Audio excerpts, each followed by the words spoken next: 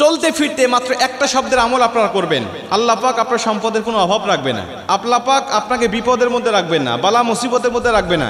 অনেকেই বিপদ আপদ বালা মুসিবত অসুস্থতার মধ্যে পড়ে যান, বিভিন্ন টেনশন দুশ্চিন্তা ডিপ্রেশনের মধ্যে পড়ে যান।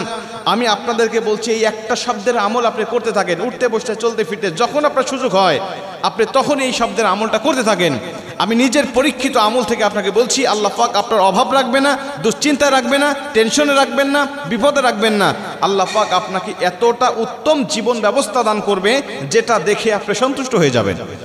অনেকে আছেন লেখাপড়া শেষ করেছেন, চাকরি পান না, চাকরির জন্য আপনারা ধন্য হয়ে খুঁজতেছেন, একটা চাকরি পাইলে আপনার জীবনটা সুখময় হবে। আমি বলছি আপনি ওই আমলটা করেন। অনেকে আছেন ব্যবসা বাণিজ্য করে বারবার ধরা খেয়ে যায়, ব্যবসা বাণিজ্যে কোনো বরকত হয় না, ব্যবসা বাণিজ্যে সে লাভবান হতে পারতেছে না। আমি বলি আপনি ওই আমলটা করেন।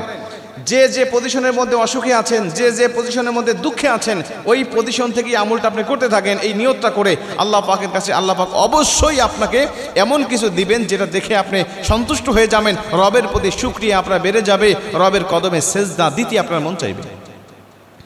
মুসলমান ভাইরা আমার নবীজি বলেন, মাল্লাদি মাল ইস্তিগফার, যে ব্যক্তি ইস্তিগফারের সাথে আঠার মতো লেগে থাকবে, সর্বসময় তার জবান দিয়ে ইস্তিগফার বের করতে থাকবে, শুধু আস্তাগফিরুল্লাহ আস্তাগফিরুল্লাহ যে ব্যক্তি পাঠ করতে থাকবে সর্বসময়, আমার আল্লাহ পাক তার রিজিকের মধ্যে বরকত দান করে দিবে।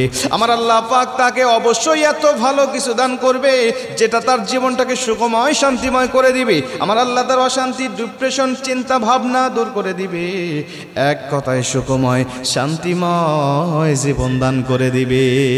সুখময় শান্তিময় আল্লাহ পাক আপনাকে জীবন দান করে দিবে যদি আপনি ইস্তিগফারের আমল করতে পারেন। সর্বসময় আস্তাগফিরুল্লাহ আস্তাগফিরুল্লাহ আস্তাগফিরুল্লাহ আস্তাগফিরুল্লাহ রাব্বি মিন কুল্লি যামবি ওয়া আতুবু ইলাইহি লা হাওলা ওয়া লা কুওয়াতা ইল্লা বিল্লাহিল আলিয়্যিল আযীম। পুরাটা যদি আপনি নাও পড়তে পারেন, শুধু আস্তাগফিরুল্লাহ পড়তে পারলেও আপনার অনেক ফজিলত হবে।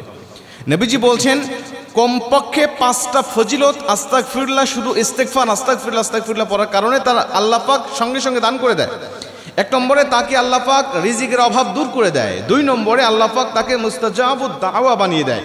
ওই আস্তাগফিরুল্লাহ পড়নেওয়ালা ব্যক্তি যদি আল্লাহ পাকের কাছে হাত তুলে দোয়া করে, আল্লাহ পাক তার খালি হাত ফেরত দেয় না, আল্লাহ পাক তার দোয়াটাকে কবুল করে নেয়। ওই যে ইমাম আহমদ ইবনে হাম্বলের ঘটনা থেকে আমরা জানি, রুটি বিক্রেতাওয়ালা যুবককে ইমাম আহমদ ইবনে হাম্বল জিজ্ঞাসা করতেছেন, তুমি সব সময় কেন ইস্তিগফার পাঠ করো, সব সময় কেন আস্তাগফিরুল্লাহ পাঠ করো, বলো এর জন্য তুমি কি পেয়েছো? উনি বলছেন, হুজুর আমি ইস্তিগফার পাঠ করার কারণে আমার আল্লাহ পাক আমাকে মুস্তাজাবুদ দাওয়া বানিয়ে দিয়েছে। আমি হাত তুলতে দেরি হয়, আমার আল্লাহ আমার হাত কবুল করতে দেরি করে না। সকালবেলায় আমার বাসার সামনে ভিড় জমে যায়, সকালে আমার কাছ থেকে দোয়া নেওয়ার জন্য সবাই আমার কাছে আসে, বলতে থাকে একটু দোয়া করো আমার জন্য, আমার ওই অমুক বিষয়ের জন্য একটু দোয়া করো। আমি তাদের জন্য দোয়া করি আর আমার আল্লাহ পাক আমার দোয়াটাকে কবুল করে নেয়। মুসলমান ভাইরা আমার আহমদ ইবনে হাম্বল জিজ্ঞাসা করলেন, বাবা তুমি বলো, বাবা তুমি বলো এমন কোন দোয়া আছে কিনা যেই দোয়াটা এখনো পর্যন্ত তোমার কবুল হয় নাই? আহমদ ইবনে হাম্বলের কথায় যুবকটি ডাক দেয়া বলে, হুজুর আমি একটা দোয়া করেছি, এই দোয়াটা এখনো পর্যন্ত কবুল হয় নাই, তবে আমার আশা আছে আমার আল্লাহ অল্প সময়ের ভিতরে আমার সেই দোয়াটা কবুল করবে। আহমদ ইবনে হাম্বল ডাক দেয়া বললেন, বাবা বলো সেই দোয়াটা কোনটা যেটা তোমার কবুল হয় নাই? যুবকটি ডাক দেয়া বলেন, হুজুর জামানার শ্রেষ্ঠ আলেম, জামানার শ্রেষ্ঠ মুহাদ্দিস আহমদ ইবনে হাম্বলের সাথে সাক্ষাতের জন্য আল্লাহর কাছে প্রার্থনা করেছি, আমার আল্লাহ পাক এখনো কবুল করে নাই, তবে আমি সময় বের করতে পারতেছি না বলেই আল্লাহ কবুল করতেছে না। আমি যদি একটুখানি সময় বের করতে পারি হয়তো আল্লাহ পাক আমার দোয়াটাকে কবুল করে নিবেন। হুজুর অচিরেই আমি তার সাথে সাক্ষাতের জন্য রওনা হয়ে যাব।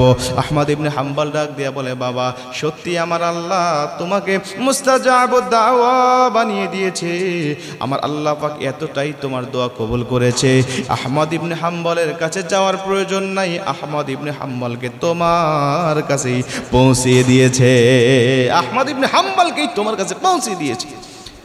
এর জন্য যারা ইস্তিগফার পাঠ করে আল্লাহ পাক তাকে অগণিত ফজিলত অগণিত নিয়ামত তাদেরকে দান করে যেগুলো সে নিজের চোখে দেখতে পারে।